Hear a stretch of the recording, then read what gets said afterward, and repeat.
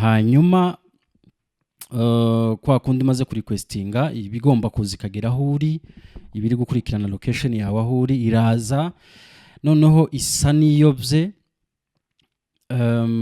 aho kwinjira mu gahanda kamwinjira mu kandi ariko n'uduhanda twegeranye cyane urumva yari yakurikiye location ija munsi y'inzu aho kuja haruguru y'inzu kandi gate nyindi haruguru y'inzu hanyuma biba ngombwa ko nsohoka itarahagera ndasohoka hari mu masaa 4 za mu gitondo hanyuma ndasohoka none nsohoka rero igipango gutya ntera nk'intambwe zigera nko muri metero 100 kugira ngo ndangiza ku gahanda kandi yinjiriyemo yayobeyemo hanyuma telefone nyifata bisanzwe gutya ndi kwivugiraho bambaza ko ndimo gutripota cyane niba ari nje uyifite mbabwira ko atari nje uyifite ahubwo bayitwaye ntekereza ko bashobora kuba barahise bayibloka kugeza aka kanya impamvu mbivuga nuko yagiye kuwa gatatu uyu munsi turi kuwa gatanu kugeza aka kanya WhatsApp iracaye installemo bivuze ngo ntago barayiformata niba rero batarayiformata bakarekeramo WhatsApp bisobanuye ko wenda batarabona uburyo bwo kuyiformata cyangwa se ushobora kuba barayibrotse iPhone ku cicaro gikuru bashobora kuba barayibrotse kubera ko uyu munsi WhatsApp yayo iri no muri laptop yanje urumva n'ubu ngubu ndimo kuyikoresha muri laptop impamvu mbabwiye ibi ngibi rero no kugira ngo ejo nejo bundi WhatsApp ishobora kuva hano muri laptop hanyuma mukabona abandi bantu wenda barimo kubandikira n'inama natangaga abantu ntibantera amabuye tuzumva ku buryo butandukanye ariko njewe numva ko kuri question yo kwibuka kuri question y'ikiriyo kuri question y'uwapfuye kuri question y'umuntu uri mu kaga nta bintu bya politike byagakwiye kuzamo muri rusange.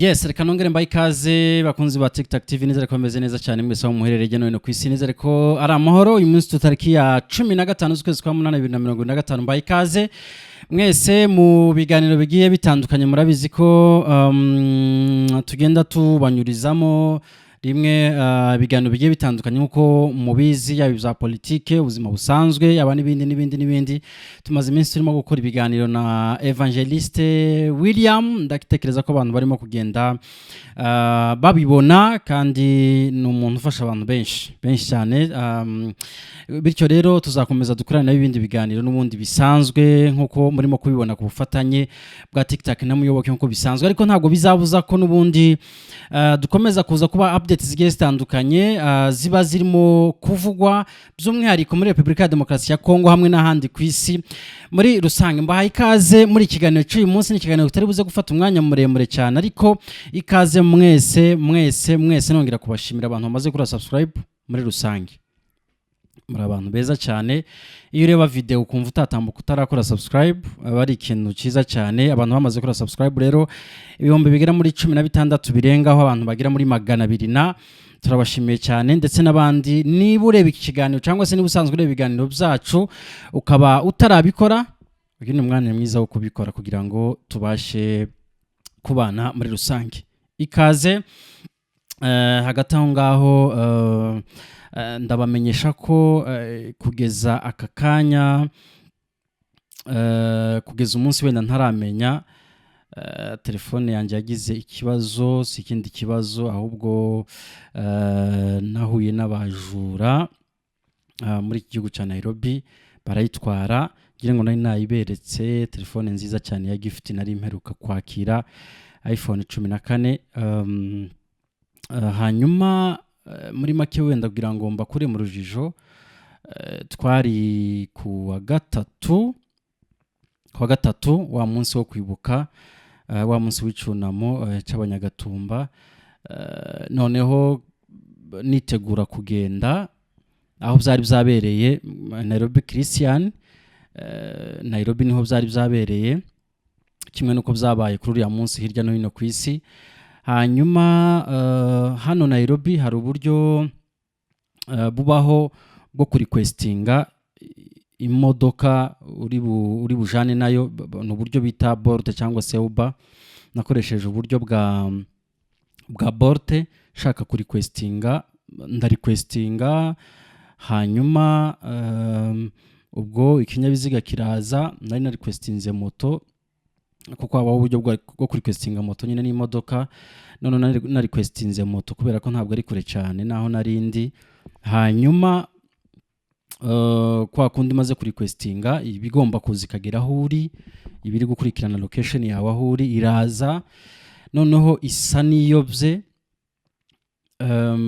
aho kwinjira mu gahanda kamwinjira mu kandi, ariko n'uduhanda twegeranye cyane. Urumva yari yakurikiye location ija munsi y'inzu aho kuja haruguru y'inzu, kandi gate nyindi haruguru y'inzu. Hanyuma biba ngombwa ko nsohoka, itarahagera ndasohoka hari mu saa 4 za mu gitondo. Hanyuma ndasohoka, none nsohoka rero igipango gutya, ntera nk'intambwe zigira nko muri metero 100 kugira ngo ndangiza ku gahanda kandi yinjiriyemo yayobeyemo. Hanyuma telefone nyifata bisanzwe gutya, ndi kwivugiraho, ndi kuvugana n'uwo muntu ugomba kuza kumfata anjana hariya ku mucunamo. Hanyuma rero cagiye nyifashe gutya, ntago nababwira ngo namenye uko byagenze, ariko moto yanturutse inyuma sinayumvise isuma, wenda ngo nse n'uwitaza, ariko nayumvise gutya isuma kera umuntu yangezeho yafashe telefone ahita ayishamura. No kuvuga ngo ntigeze nikubita hasi, uko yayihushukanye gutya ni nako yakomeje kuyifata arayijana. Rero nashatse kumukurikira, ariko hafi aho ngaho nta moto yari ihari, ubwo tayari yari yarenze. Ibiragiye telefone arayitwara. Kugeza uyu munsi rero impamvu nakiza ngo mvuga ko kantu yari iPhone ifite uburyo bwa security n'ubundi. Nyuma yuko igiye ku cyicaro ca iPhone cyangwa se ca Apple, barampamagaye bambaza ko ndimo gutripota cyane niba ari nje uyifite. Mbabwira ko atari nje uyifite, ahubwo bayitwaye. Ntekereza ko bashobora kuba barahise bayibloka. Kugeza aka kanya impamvu mbivuga nuko yagiye kuwa 3, uyu munsi turi kuwa 5. Kugeza aka kanya WhatsApp iracaye installemo, bivuze ngo ntago barayiformata. Niba rero batarayiformata bakarekeramo WhatsApp, bisobanuye ko wenda batarabona uburyo bwo kuyiformata, cyangwa se ushobora kuba barayibrotse.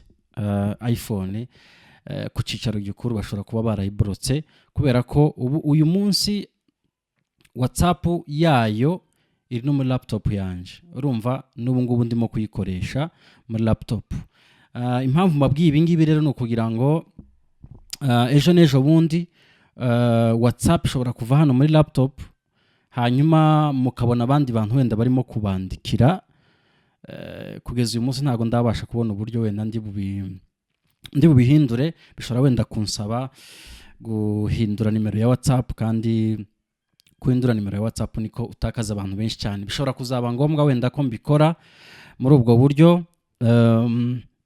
abantu wenda benshi nkababura, ndavuga contact zabo.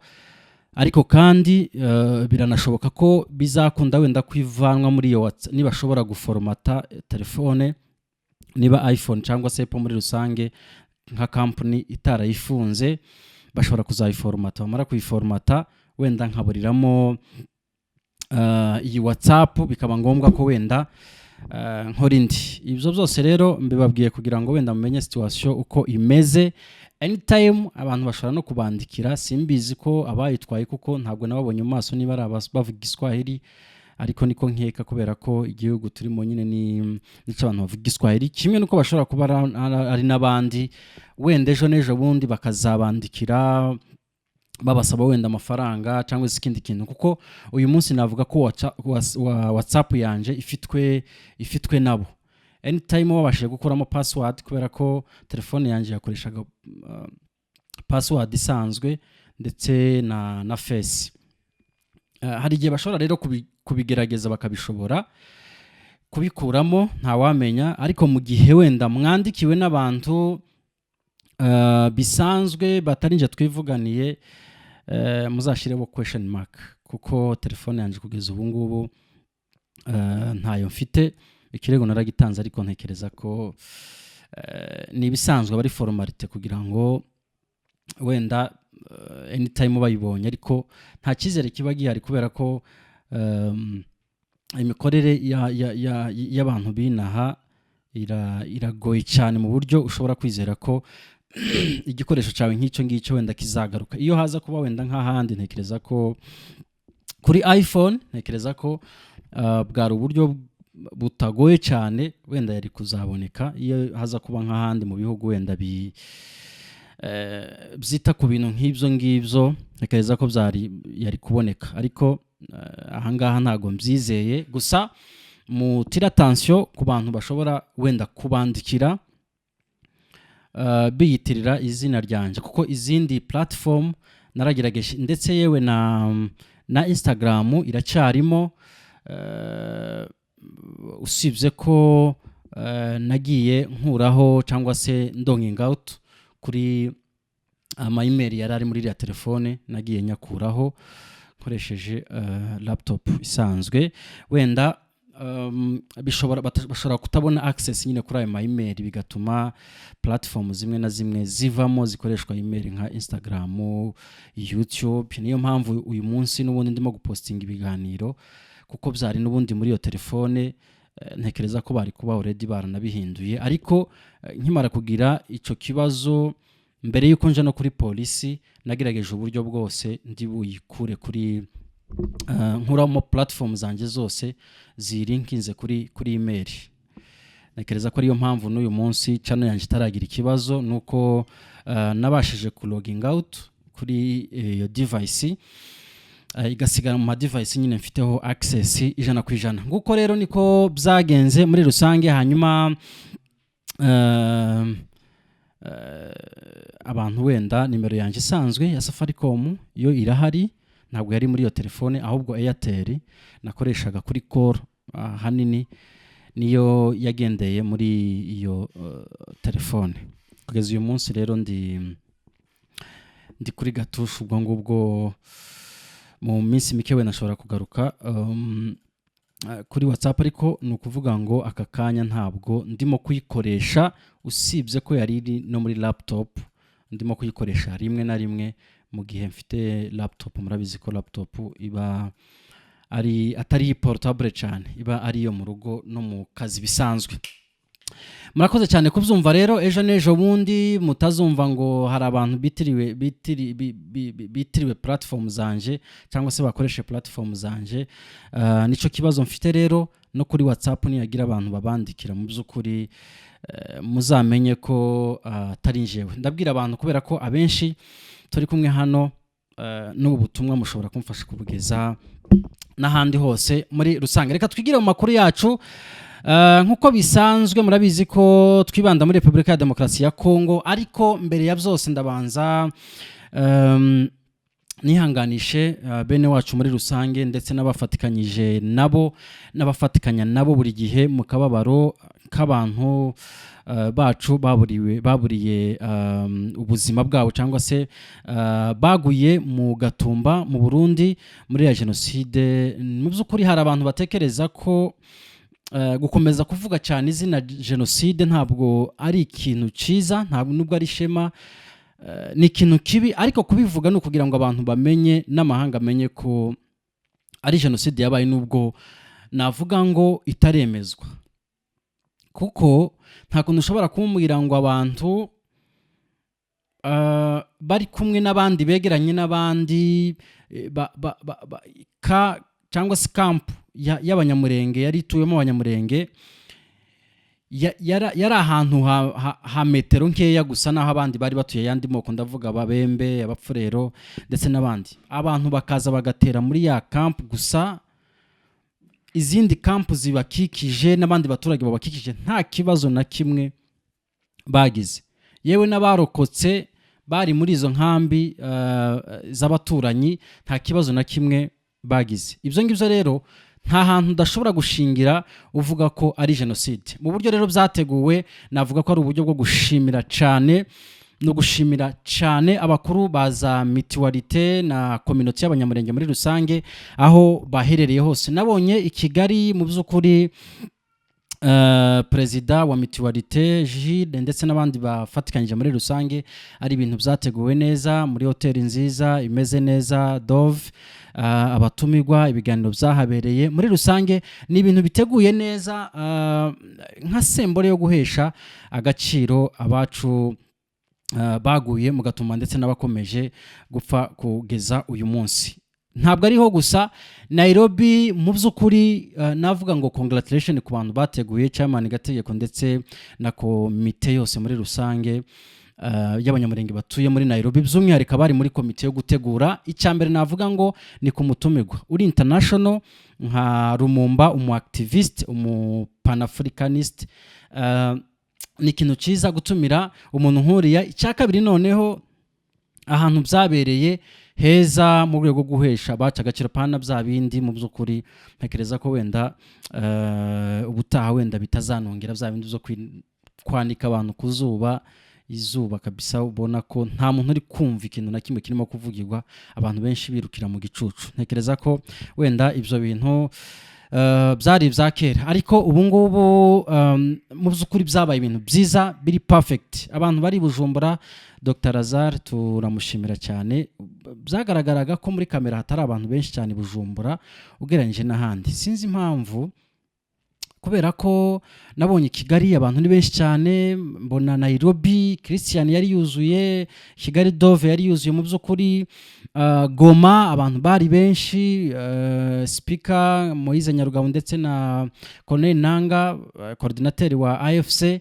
Hanyuma i Bujumbura Dr Lazare mu by'ukuri ntekereza ko sinamenye we n'imbogamizi niba icyambere naninge kuvuga ngo niba bitemewe. Icyambere no muri speech ye numvise ashimira leta y'u Burundi kuba n'uyu munsi ikicemera ko abantu babikora ku mugaragaro, by'umwihariko noneho bakabikorera ahabereye ari amahano mu Gatumba. Ariko ndebye muri audience sinzi niba kamera ari itarashatse kutwereka audience, ariko kubo yashatse kubo yatweretse mu by'ukuri nabonye ari abantu bake. Sinzi impamvu i Bujumbura ahabereye amahano nkariya akaba ariho hitabirwa abantu bake, ahubwo aribo bakabaye benshi kubera ko nibo bari kuri tele. Reka ndeke kubivugaho byinshi kubera ko ntazi impamvu haje abantu bakeya, cyangwa se wenda wa mugani bashobora kuba baratweretse bariya gusa, wenda ku rundi ruhande hari abantu benshi, ariko ibyo simbiha amanota kubera ko iyo baza kuba benshi cyane nabwo twari kuba twarabibonye. Ariko muri rusange reka mfate ko kwibuka abacu bazize uko baremwe, bazize akarengane hariya i Burundi mu Gatumba, kuba barahawe agaciro bakibukwa n'abanyamurenge bose muri rusange. Ntekereza ko muri Amerika n'uyu munsi nabo bari buze kubikora. Hanyuma nabonye ibintu birimo kuvuga ku mbuga nkoranyambaga ngo hari bamwe ngo bagiye ngo bari bwibuka kwabo, ngo abandi bakibuka kwabo. Iki kintu tugomba kuzoza dusobanukirwa ibintu bya politike n'ibintu bitari bya politike. Ku rupfu rw'abantu mu kwibuka abantu ntabwo mwagakwiye kubivanga n'ibintu bya politike. Mu by'ukuri ibyo mupfa ni ibyanyu, ntabwo byagakwiye guhuzwa no kwibuka abantu bigendeye, abantu batakiriho. Kwibukwa kwabo ntabwo byagakwiye guhuzwa n'amakimbirane y'imyumvire yanyu mufite y'iki gihe. Icyo gihe nta byari bihari, abanyamurenge bose bari bamwe, bagiye bose abanyamurenge ni bamwe, ntayo makimbirane ahari n'ibindi. Nkoranje ibintu mbivuga ko umuntu bundi wamaze gupfa niyo mutaba mubyumva kimwe, mutarabyumvaga kimwe, wagakwiye kumuherekeza mu icubahiro. Umuntu utakifite ubuzima bwe ahorana icubahiro kuva umunsi yasize cyangwa se kuva umunsi yavuye muri ubu buzima busanzwe, uwo muntu aba agomba kugendana icubahiro. Nabonye rero ku mbuga nkoranyambaga, impamvu nari mbivuze, abantu bavuga ngo hari abibuka ngo ku ruhande rwabo harabibuka. Sinumva umuntu wigende cyangwa se kwibuka. Ni nkuko ushobora kuvuga ngo uyu munsi umuntu yapfuye ngo kubera ko ngo tutavugaga rumwe ngo ntago ngo namuririra cyangwa se ntago namugendera ku kiro cyangwa se ntago namuherekeza mu cubahiro. Abantu ku isi babaho batumvikana cyangwa se batavuga rumwe, ariko ku ngingo yo gutaha no ku ngingo yo gupfa nta muntu n'umwe utavugaho rumwe n'undi. Hari umuntu upinga urupfu se ngo ntazorujamo, hari umuntu utagwemera se ngo ntazorujamo, hari umuntu wopinga wapfuye ngo iwe ntazapfa. Muri rusange rero ntekereza ko abantu mwagakwiye kugira ya esprit y'ubumwe ku bintu bimwe na bimwe. Ibindi wenda ntimuvuge rumwe pe, naje ndabyemera ko abantu kutavuga rumwe ho ni ibintu bisanzwe, n'amashaka ya opposition abaho, na president abantu baramupinga, sinkananswe wenda gupinga umuntu runaka. Ariko kuri question yo kwibuka bacu, abantu mwagakwiye gushira hamwe. Niyo n'umuntu wavuze cyangwa se umuspika w'uwo munsi utavuga rumwe nawe, genda wicare wambare baraka, hanyuma uje mu kiriyo kimwe n'abandi. Navuga ijambo mu magambo yavuze yose akaba harimo bimwe mutumvikana, nyenyekeye nk'umuntu waje mu kiriyo, nurangiza utahe. Ikiriyo nikirangira musubire muri mambo yenu ya politike. Ariko mu bintu byo kwibuka, ibyo bintu ntago byagakwiye kubaho muri rusange. Ni inama natangaga, abantu ntibantera amabuye, tuzumva ku buryo butandukanye, ariko njewe numva ko kuri question yo kwibuka, kuri question y'ikiriyo, kuri question y'uwapfuye, kuri question y'umuntu uri mu kaga, nta bintu bya politike byagakwiye kuzamo muri rusange. Uyu munsi rero nsoreza ku ngingo ivuga ko ku munsi w'ejo habaye amakimbirane hagati ya Wazalendo ndetse na FRDC, igisirikare cya Kongo. Yatewe n'iki? Ni bivugwa ko baje gufunguza Wazalendo, ndavuga Wazalendo by force, ku baturage ba Kindu. Hanyuma abaturage nabo bavuga ko ntayo bafite, hanyuma haza kuba amakimbirane y'abaturage basanzwe na Wazalendo, noneho amakimbirane matoya. Icyaje guteza intambara n'abapolisi baje nko guhosha ayo makimbirane, ariko mu kuyahosha haje kuvamo imirwano ikomeye. Mu by'ukuri uyu munsi habarwa abantu bagera muri hagati ya 5 na 10 bahasize ubuzima kubera intambara. Byabereye ku ruhande navuga ngo mu birometero nk'uko inkuru bivuga ya actualité.cd, ivuga ko ni mu birometero bigera muri 7 uvuye mu mujyi wa Kindu, ahantu bakunde kwita mu gace ka Tokolote. Akangaka gace rero kabariho kabereyemo iyo mbarutso. Hanyuma mu mujyi wose muri rusange intambara itangira muri ako gace yoroheje, ariko iza kuafekta ibikorwa byose muri Kindu. Navuga ngo ku munsi w'ejo byiriwe amaduka, amasoko byose bifunze kubera ico kibazo c'ubushamirane hagati ya M23 ndetse na Wazalendo. N'abantu basanzwe n'ubundi bafatikanya nkuko mubizi mu kurwanya umutwe wa M23, ariko rimwe na rimwe hari igihe banyuzamo nabo bagashwana cyangwa se bakagwana. Ibi ngibi ntago bishobora gutangaza abantu bazi amateka y'aba ngaba bitwa Wazalendo. Nubwo bitwa Wazalendo bakaba barahawe n'intwaro, bakaba banashyigikiwe na leta, ariko mwibuke ko igihe icyo ari cyo cyose nyuma y'iyi ntambara cyangwa se ninahaguma, igihe icyo ari cyo cyose Wazalendo ni inyeshamba zirwanya nazo ubutegetsi bwa Kinshasa. Aka kanya cyangwa se muri intambara barahagurutse biyita Wazalendo cyangwa se babita Wazalendo kugira ngo ba defende uduce bavukamo cyangwa se igihugu cyose muri rusange, ariko ntabwo abangaba bisobanuye ko ari abantu bavuga rumwe na leta. Oya, abangaba imyaka ibaye benshi muri bo. Hari abafite imyaka 20, hari abafite imyaka 25, ari abareberi cyangwa se ari inyeshamba zirwanya ubutegetsi bwa Kongo. Icyo nsobanura niki? kuba rero tushobora kumvaho rimwe na rimwe bashwanye cyangwa se bagwanye basubiranyemo ntabwo ari igitangaza kubera ko ni inyeshamba n'ubundi zasubiranyemo na leta. Ibyo ngibyo ni ibisanzwe kuko igihe icyo ari cyo cyose izindi nyeshamba zishobora kongera kwinjira ishamba. Igihe icyo ari cyo cyose ni inyeshamba zishobora kurwanya ubutegetsi, zishobora kurwanya FRDC igihe icyo ari cyo cyose. Nsaba kwizegwa wenda nubwo leta isa nkaho ibizera cyangwa se mu yandi magambo bifashisha kubera amabura kindi, ariko ntabwo bisobanuye ko abangaba wazalendo ari abantu bashigikiye ubutegetsi buriho, kuko igihe icyo ari cyo cyose bashobora kurwana. N'ikimenyimenyi niyo ngiyo amakimbirane ya hato na hato. Murabizi hari ama-audio ndetse n'amavideo twagiye tubona kenshi no mu mujyi wa Uvira abangaba bakozanyaho cyane bapfa kuba FRDC irimo gutanga komandema ku buryo urugamba ruri bugende ngo hanyuma bagahunga. Wazalendo rero bakavuga bati nta mpamvu yo kuduha amategeko, ahubwo natwe nk'igisirikare nk'abantu bafite intwaro tugomba kugira ibyo natwe tuzadutanga nka oda namwe mukabikurikiza. FRDC kavuga ati ariko ibyo bintu muri kuvuga ntago mubyumva neza, muraha igisirikare cy'igihugu amategeko.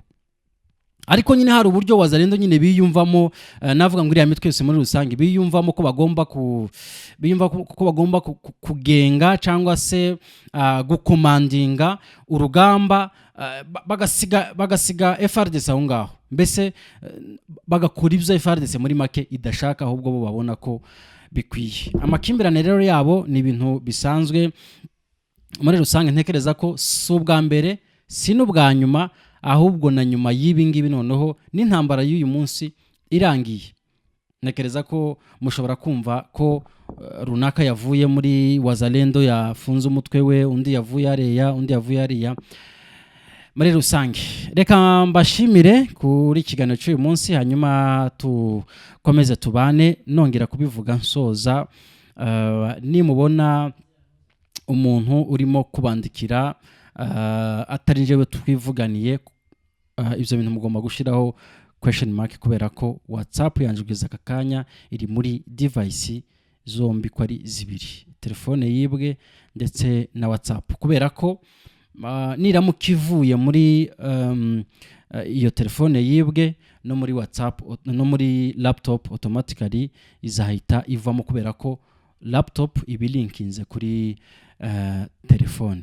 No kuvuga ngo telefone ni formatwa na WhatsApp hano izahita ivamo anytime. Rero ishobora guformatwa simbizi. Muri ico gihe rero nihagira abantu babandikira rimwe na rimwe, kuko bari abantu hari igihe bandika kenshi bari gusaba amafaranga, nta kundi kubasuhuza, nta rundi rukundo. Ntekereza ko na amafaranga baba basaba. Muzabe makine rero, kuko kugeza uyu munsi telefone ntayo mfite. Reka nshimira abantu twabanye kugira ku musazo w'ikiganiro. Mwakoze cyane kuba twabanye, mukomeze mugire ibihe byiza.